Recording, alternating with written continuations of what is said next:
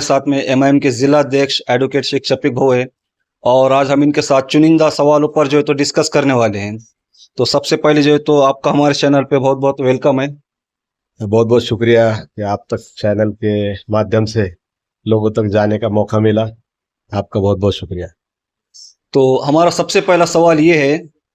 जैसा कि गुज़िश्ता जो तो लोकसभा के अंदर में पिछले भी हुए जो लोकसभा उसके अंदर में महाविकास आघाड़ी हो या महायुति हो, उन्होंने जो है तो मुस्लिम उम्मीदवार जो है तो क्यों नहीं दिए? देखिए, लोकसभा में जो चुनाव हुए वो चुनाव के अंदर आपने बोला कि महायुति और महाविकास आघाड़ी। महायुति से तो हम उम्मीद नहीं कर सकते कि वो किसी मुस्लिम को टिकट देंगे, लेकिन महाविकास आघाड़ी से उम्मीद कर सकते थे कि वो कम से कम एक टिकट दे सकते थे। आपने देखा 48 सीटों में से उन्होंने एक भी सीट नहीं दिया, लेकिन जो एक सीट थी औरंगाबाद की, उस सीट के वहां पर भी महाविकास आघाड़ी का एक उम्मीदवार था और वो उम्मीदवार की वजह से वहां का एक मुस्लिम खासदार बनते बनते रहेगा। तो ये लोगों को सिर्फ मुस्लिम वोट चाहिए, लेकिन मुस्लिम नेतृत्व नहीं चाहिए, ऐसा मुझे लगता है। और ये उनकी पार्टी का एजेंडा है या उनके पार्टी की पॉलिसी है, देना नहीं देना। लेकिन हमने ये समझना चाहिए कि जो हमारे को जो नुमाइंदगी देगा हमने उनके साथ जाना चाहिए। अच्छा, और दूसरा सवाल ये है कि जैसे कि बहुतांश महाराष्ट्र के अंदर में ऐसी जिले है जहाँ मुस्लिम आबादी बहुत ज्यादा है, लेकिन जो है तो मुसलमानों की लीडरशिप नहीं है। तो इसको आप कैसे देखते हैं कि मुसलमानों की लीडरशिप होना चाहिए कि नहीं होना चाहिए, या सिर्फ मुसलमानों ने सिर्फ उनके आगे आगे और उनके पीछे पीछे रहना चाहिए, या सिर्फ कार्यकर्ता बनकर ही रहना चाहिए? तो मुसलमानों की लीडरशिप क्यों नहीं है? देखिए, आपने गुज़िश्ता कई सालों से देखा, चाहे कांग्रेस हो, चाहे राष्ट्रवादी शरद पवार साहब का गठ हो, चाहे शिवसेना उद्धव ठाकरे साहब का गठ हो, इन लोगों को हमारे मुस्लिम भाइयों ने एक सेकुलर पार्टी बोल के इनके तरफ हमेशा से नजर गई। ठीक है, शिवसेना तो अभी अभी एक साल भर से भारतीय जनता पार्टी को छोड़कर इन अलायंस में महाविकास आघाड़ी में आई, लेकिन कांग्रेस और राष्ट्रवादी इनके जो नेता थे, इनका हमेशा से जो विचार इन्होंने लोगों को बताया शाहू फुले अंबेडकर साहब के बारे में कि हम सबको साथ में लेकर चलते हैं, सबको नुमाइंदगी देने का हमारा काम है। लेकिन इन्होंने आज तक भी हमने देखा कि मुस्लिम समाज का वोटों के लिए इस्तेमाल किया, लेकिन जब नेतृत्व खड़ा करने की बात आई तो इन्होंने कभी भी नेतृत्व खड़ा नहीं किया। हमने देखा जो बाहर उत्तर प्रदेश बिहार से जो लोग आए, जो मुंबई में स्थित है, इन लोगों को हमेशा एमएलसी देना, उनको आमदार बनाना, उनको खासदार बनाना, ये इन पार्टियों ने किया। लेकिन जो ओरिजिनल हमारे महाराष्ट्र के जो लोग हैं, जिनको यहाँ पर नुमाइंदगी देना चाहिए, उनका नेतृत्व बड़ा करना चाहिए, ये लोगों ने नहीं किया। लेकिन अगर हमारे लोग अगर समझ नहीं पा रहे कि हमें अगर नेतृत्व नहीं मिल रहा तो हमने क्या करना चाहिए, हमारे को इतना लगता है कि 14% हमारी आबादी महाराष्ट्र में है, तो 14% के हिसाब से कम 7% के हिसाब से हमको यहाँ पर नुमाइंदगी मिलनी चाहिए। अभी तो लोकसभा में एक भी उम्मीदवार नहीं दिया, लेकिन 288 में से अगर आप 14% लगाते हैं, 14% नहीं तो कम से कम 10% भी लगाते हैं, तो तकरीबन 28 से 30 उम्मीदवार यहाँ पर मुस्लिम नुमाइंदगी दे सकते हैं। अगर ये देते हैं तो आप उनके साथ जो है तो खड़े हो सकते हैं, लेकिन अगर ये नहीं दे सकते तो आपको एक ऑप्शन चुनना पड़ेगा, आपको एक पर्याय चुनना पड़ेगा कि जहां हमारी आबादी अगर ज्यादा है तो वहां पर हमारे को नुमाइंदगी मिलना चाहिए। देखिए, ज्यादा दूर की बात नहीं करूंगा, बीड़ का जो महाविकास आघाड़ी और महायुति का उम्मीदवार है, इन दोनों के अंदर ये जात के फैक्टर्स लाए गए, समीकरण बनाए गए, और जो जिस जात का बड़ा है उसको यहाँ पर उम्मीदवारी दी गई। तो मैं ये चाहता हूं कि भाई महाराष्ट्र में जहां पर भी मुस्लिम समाज की संख्या ज्यादा होंगी तो वहां पर मुस्लिम नुमाइंदगी मिलना चाहिए। कब तक हमारे जो कार्यकर्ता या जो उनके पीछे फिरने वाले लोग हैं वो आका की गुलामी करते रहेंगे या उनके पीछे सतरंजी और कुर्सियां बिछाते रहेंगे? तो एक ऑप्शन था, बैरिस्टर असदुद्दीन ओवैसी साहब हमेशा कहते हैं कि हम हैदराबाद से तुम्हारे पास इसके लिए आए हैं कि आपके अंदर हमको लीडरशिप पैदा करनी है, आप लीडर बनो, आप लीडर बनकर कुर्सी हासिल करो। तो ये उनका एक कंसेप्ट है। अगर ये लोग आपको अगर नेतृत्व दे रहे हैं तो वो भी ये चाहते हैं कि भाई आपके अंदर की लीडरशिप उभरे। तो ऐसा और एक सवाल ये है कि मराठा आरक्षण का जैसा भी मुद्दा चल रहा, पूरे मुस्लिम समाज ने, महाराष्ट्र हो या महाराष्ट्र के बाहर भी, मुस्लिम समाज ने 100% जो है तो समर्थन दिया। और सिर्फ एक सीट औरंगाबाद की एक सीट जो इम्तियाज जलील साहब वहां से खड़े रहते, तो क्या मराठा समाज ने उनको साथ दिया कि नहीं दिया, इसको आप कैसा देखते हैं? देखिए कि पूरे महाराष्ट्र में आपने देखा कि मुस्लिम समाज ने हर समाज को यहाँ पर वोट दिया, चाहे किसी भी समाज का, जहां पर हमारे मागासवर्गीय भाई के बहन के जहाँ रिजर्वेशन थे वहां पर उनको भी वोट दिया, हमारे मराठा भाई को भी वोट दिया, ओबीसी भाई को भी वोट दिया। ऐसा नहीं कि भाई हमने कहीं वोट नहीं दिए, मुसलमानों ने हर एक को वोट दिया, लेकिन वहां पर अंदरूनी कुछ चीजें हुई और जात के नाम पर वहां पर फैक्टर चला, जबकि जो संदीपान भुमरे साहब है वहां के लोकल के नहीं होने के बावजूद भी उन्होंने पैठन के रहवासी है, पैठन के आमदार है, लेकिन उन्होंने औरंगाबाद में आए और औरंगाबाद में लोगों ने उनको भारी अक्सरियत से यहाँ पर जिता कर दिया। तो वो रिजल्ट के ऊपर से ऐसा लगता कि यहाँ पर भी जो है अपने अपने समाज के ऊपर बात हुई और समाज ने यानी मराठा समाज ने उन्हीं को वोट दिया। अच्छा, जैसा कि जो है तो अभी विधानसभा की विधान परिषद के ताल्लुक से भी जो है तो कहीं ना कहीं इतनी सीट 11 सीट होती है लगभग, तो उसमें से एक भी उसमें भी जो है तो मुस्लिम उम्मीदवार नहीं था, तो इसकी वजह क्या है और इसको आप कैसा देखते हैं अभी? देखिए कि आपके सामने है कि महाराष्ट्र में महाविकास आघाड़ी ने 48 में से एक भी खासदार नहीं दिया और अभी जो विधान परिषद के चुनाव थे उसमें भी नहीं दिया। तो हमको ये समझना चाहिए कि भाई हमको जो नुमाइंदगी नहीं दे रहे, हमने उनके साथ रहना कि नहीं रहना, ये हमने सोचना चाहिए। ठीक है, वक्तिया तौर पे हमने जो हमारी लड़ाई थी सेंट्रल के साथ 2014 से जो मोदी सरकार इस हिंदुस्तान में हुकूमत करने के लिए बैठी, उन्होंने किस तरीके से माइनॉरिटीज के साथ व्यवहार किया, इसके विरोध में पूरे महाराष्ट्र में नहीं बल्कि पूरे इंडिया में मुस्लिम समाज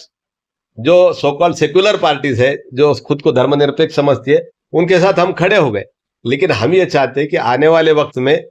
हम कब तक वोट देने वाले बने, हमको भी तो वोट मिलना चाहिए। तो ये अगर गिव एंड टेक का माहौल रहा तो इंशाल्लाह आने वाले वक्त में हमारे भी आमदार और खासदार देखने को मिलेंगे। लेकिन इस विधान परिषद में भी जहाँ की सिर्फ आमदार यहाँ पर चुन के देते, वहां पर चुन कर देना कोई बड़ी बात नहीं थी, कम से कम एक नुमाइंदगी होनी चाहिए थी। लेकिन इस बार ऐसा हुआ कि विधान परिषद में एक भी मुस्लिम का नुमाइंदा आपको देखने को नहीं मिलेगा और उसकी बात भी यहाँ पर देखने को नहीं मिलेगी, क्योंकि इस विधान परिषद मुस्लिम मुक्त यानी माइनॉरिटी मुक्त हो गया है। अच्छा है कि जैसा कि जो है तो लोकसभा के अंदर में और अभी विधान परिषद के अंदर में भी जो है तो मुस्लिम चेहरों को जो है तो कहीं ना कहीं जो है तो इन्हें पीछे ढकला जा रहा है। तो इससे साफ कुछ बातें जाहिर होती है कि मुसलमानों के तो वोट चाहिए लेकिन मुसलमानों की लीडरशिप इन्हें पसंद नहीं है। तो अब अच्छा है कि जैसे कि अब आने वाले विधानसभा कुछ महीनों में विधानसभा के इलेक्शन जो है तो होने वाले हैं, तो ऐसा आपको क्या लगता है कि जो है तो महाराष्ट्र के 288 सीटों के अंदर में कितने जो है तो मुस्लिम चेहरे जो है तो इसके अंदर में रहेंगे या होना चाहिए, या मुसलमानों की तरफ से इसके ऊपर कोई आवाज उठाने के वास्ते कोई तैयार है भी या नहीं है, या फिर इनके अंदर मुस्लिम कम्युनिटी के ताल्लुक से जो है तो क्या फिक्र चल रही है इसमें? देखिए, लोकसभा के चुनाव खत्म हुए, मुस्लिम भाइयों ने बहनों ने सुबह फजर की नमाज पढ़ने के बाद यहाँ पर मतदान केंद्र के ऊपर लाइन लगाकर महाविकास आघाड़ी और इंडिया आघाड़ी को यहाँ पर कामयाबी दी। लेकिन आने वाले विधानसभा में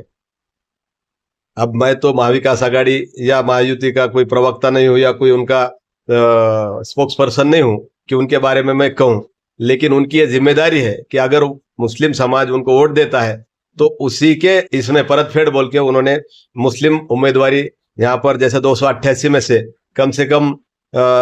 30-35 तो भी देना चाहिए। सिर्फ उम्मीदवारी नहीं देना चाहिए, तो उनको चुनकर लाने की भी उनकी ताकत होनी चाहिए। जैसा मुस्लिम समाज वोट ट्रांसफर कर रहा है वैसा वो हमारे जो हमवतन भाई है, हिंदू बिरादरी के हमारे भाई है, अलग अलग समाज के हमारे भाई है, उन्होंने भी मुस्लिम समाज को वोट देना चाहिए। लेकिन अगर ये तो उनकी पार्टी की पॉलिसी है, लेकिन पिछले 13 तारीख को औरंगाबाद में खासदार बैरिस्टर असदुद्दीन ओवैसी साहब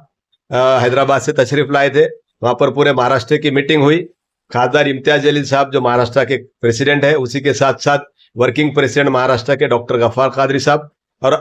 हैदराबाद के आमदार अहमद बलाला साहब और मराठवाड़े के अध्यक्ष फिरोज लाला साहब, ये सब मौजूद थे। इनके मौजूदगी में एक यहाँ पर अहम मीटिंग हुई, पूरे महाराष्ट्र के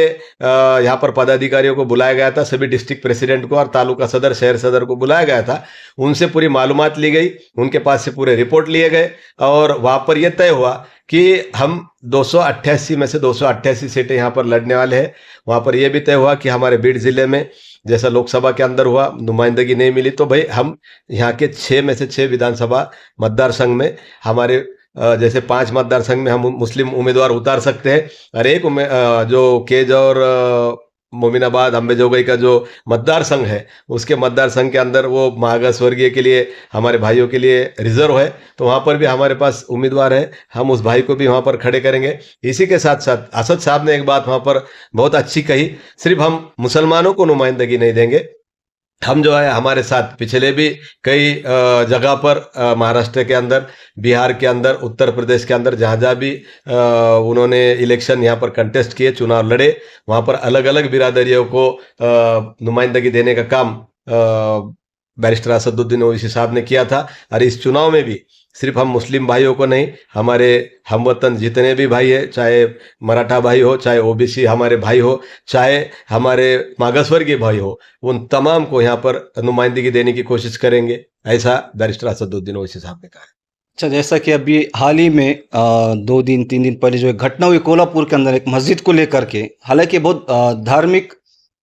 मामला था ये कि किसी की जो है तो धार्मिक भावनाओं को जो है तो दुखाया जा रहा है, कहीं ना कहीं जो है तो ये टारगेट बढ़ता जा रहा है। कल कोल्हापुर में हुआ, हो सकता है कल यहाँ जो है तो आने वाले भीड़ में भी हो जाए। तो इसके लिए जो है तो मुस्लिम समाज और जो कहते हैं कि हम कौम के ताल्लुक से जो है तो लड़ रहे, कौम के वास्ते आवाज़ उठा रहे, आज वो प्रतिनिधि बोलने वाले जो लीडर है वो आज जो तो क्या कर रहे हैं और इसके ताल्लुक से जो तो क्या सोचा जा रहा है कि जो तो क्या करना चाहिए ऐसे घटनाओं को रोकने के लिए, खास तौर पे कि एक मस्जिद, चाहे वो मंदिर हो, मस्जिद हो, कोई भी जो धार्मिक स्थल है, ऐसी जगह का अपमान बोले तो ये बहुत डेंजर चीज़ है ये, और इससे जो है तो बहुत सारा नुकसान हो रहा। तो अब इसको जो है तो आप कैसा देखते हैं और या क्या करना चाहिए ऐसी चीज़ों को रोकने के लिए? देखिए, 2014 में मोदी सरकार आने के बाद आपने देखा कि खास तौर से माइनॉरिटीज़ के ऊपर, मुस्लिम के ऊपर यहाँ पर हमले बढ़े। कई जगह पर मॉब लिंचिंग में कई लोग यहाँ पर शहीद हुए, चाहे अखलाक हो, पहलू खान हो, पूना में हमारा इंजीनियर मोहसिन हो, तो ऐसे कई लोगों के ऊपर यहाँ पर हमले हुए। उसी के साथ साथ हमारे पास गोविंद पानसरे साहब, नरेंद्र दाभोलकर साहब, इनकी भी यहाँ पर हत्याएं की गई। तो ये 2014 के बाद से हम देख रहे हैं कि खास तौर से माइनॉरिटीज़ को टारगेट किया जा रहा है। और आपने देखा कि परसों जो विशालगढ़ पर घटना हुई, विशालगढ़ की घटना का इतिहास ऐसा है कि जिस दरगाह को वहाँ पर टारगेट किया गया, वहाँ के लोगों को टारगेट किया गया, ये प्रकरण न्यायालय में, कोर्ट में पेंडिंग है, प्रलंबित है, उसकी कोर्ट में सुनवाई हो रही है। इसलिए प्रशासन वहाँ पर कोई एक्शन नहीं ले सकता था, लेकिन वहाँ के माजी जो भारतीय जनता पार्टी के खासदार हैं, उन्होंने इसके अंदर एक्टिव पार्ट लिया और एग्रेसिव भूमिका लेते हुए कुछ लोगों के साथ उन्होंने मीटिंगें की, 15 दिन से पूरे माहौल को गर्म किया और उन्होंने वहाँ पर वो वारदात को अंजाम दिया। ये विशालगढ़ की जो बात थी वो एक अलग है, लेकिन उन्होंने उसी के साथ साथ वो जो समाज कंटक थे, उन्होंने एक दहशतवादी कृत्य ये किया कि वहाँ से एक गजापुर नाम का एक गांव है जो 4 किलोमीटर दूर पर है, इसका और उसका कोई ताल्लुक नहीं था, ये अतिक्रमण है। और दूसरी बात मैं ये बताता चलूं कि जो वहाँ पर दरगाह है वो 1500 सदी में वो दरगाह बनाया गया था, जबकि वो छत्रपति शिवाजी महाराज के ताबे में जब गढ़ आया, विशालगढ़ आया, उस वक्त भी वो दरगाह मौजूद थी और छत्रपति शिवाजी महाराज ने उसको दरगाह को कभी भी हटाया नहीं या धक्का भी नहीं लगाया। लेकिन आज के जो समाज कंटक है, जो भारतीय जनता पार्टी से और ये लोगों से जुड़े हुए हैं, इन लोगों ने साजिश के तहत आज जो महाराष्ट्र में एक अच्छा माहौल है उसे खराब करने का काम इन लोगों ने किया। वो नीचे आए, नीचे भी जहाँ एक मस्जिद है, जिस मस्जिद ने कोल्हापुर में 2 साल पहले जब महापुर आया था, उस महापुर में कोई जात धर्म नहीं देखते हुए वहाँ पर सभी लोगों को आश्रय दिया, वहाँ पर खाना खिलाया। उस मस्जिद को तोड़ने का काम, उसके मीनारों को तोड़ने का काम, वहाँ के घरों को तोड़ने का काम, दुकानों को फोड़ने का काम, उनके व्हीकल्स को दरिया में डालने का काम, माँ बहनों के ऊपर हाथ उठाने का काम, छोटे छोटे बच्चों के ऊपर हाथ उठाने का काम, बुजुर्गों के ऊपर हाथ उठाने का काम उन समाज कंटकों ने किया है। उसके खिलाफ किसी ने आवाज़ उठाई नहीं। एमआईएम की ओर से खासदार इम्तियाज जलील साहब ने आवाज़ उठाई। वहाँ पर हमारे जिला सदर इमरान संधी साहब है, वहाँ पर सांगली के अध्यक्ष हमारे महेश कांबळे साहब है, और वहाँ के तमाम लोगों ने इसके ऊपर आवाज़ उठाई। उसी के साथ साथ भीड़ में हमने भी कल माननीय जिलाधिकारी भीड़ को और पुलिस अधीक्षक साहब को निवेदन दिया। उसी के साथ साथ हम जुमा के दिन बाद नमाज जुमा हम प्रोटेस्ट करने वाले हैं बशीरगंज के अंदर, उसका निषेध व्यक्त करने वाले। तो हम ये सब चीज़ें कर रहे हैं। लेकिन आपने जो सवाल पूछा कि जो लोग ये लोगों के साथ है, यानी जो कौम के नेता कहते हैं, अभी तक ये लोगों का कोई स्टेटमेंट नहीं है। आप जो लोग आमदारगी को खड़े होने वाले, भीड़ के अंदर से भी बहुत सारे जो लोग हैं इच्छुक है, आप देखते हैं कि भाई इन लोगों का क्या किरदार है। तो भाई ये मसाइल पॉलिटिक्स का नहीं है, ये राजनीति का नहीं है, लेकिन अगर मुस्लिम समाज का अगर ये मुद्दा है और ये मसाइल है, ये प्रश्न है, तो हम सब ने मिलकर उसके ऊपर एक आना चाहिए और एक होकर उस मुद्दे का यहाँ पर जो है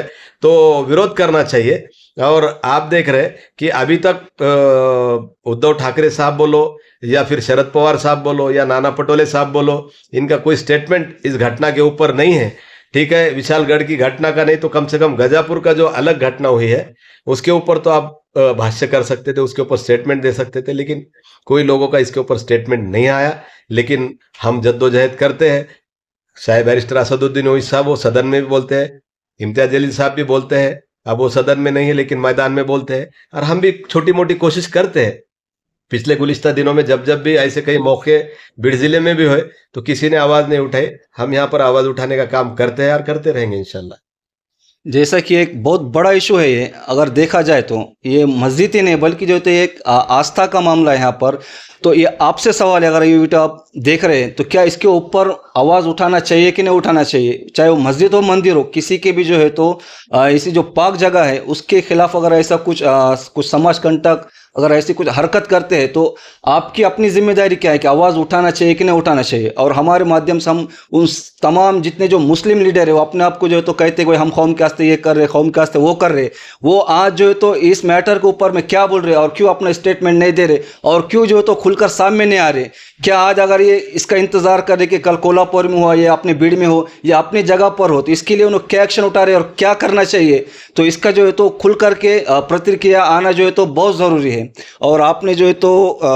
हमें कीमती वक्त दिया, मैं आप सबका जो है तो शुक्रगुजार हूँ। शुक्रिया अदा करता हूँ। हमारे दोस्त जो लोक आशा के लोक पत्रकार है भागवत तावरे साहब, हम जैसा लीडर से भी उम्मीद करते हैं वैसा प्रेस से भी हम उम्मीद करते हैं, पत्रकारों से उम्मीद करते हैं कि भाई जहाँ कहीं भी जिस मजहब के ऊपर नाइंसाफी होती हो उसके ऊपर आवाज उठाई जाए, उसके ऊपर लिखा जाए ताकि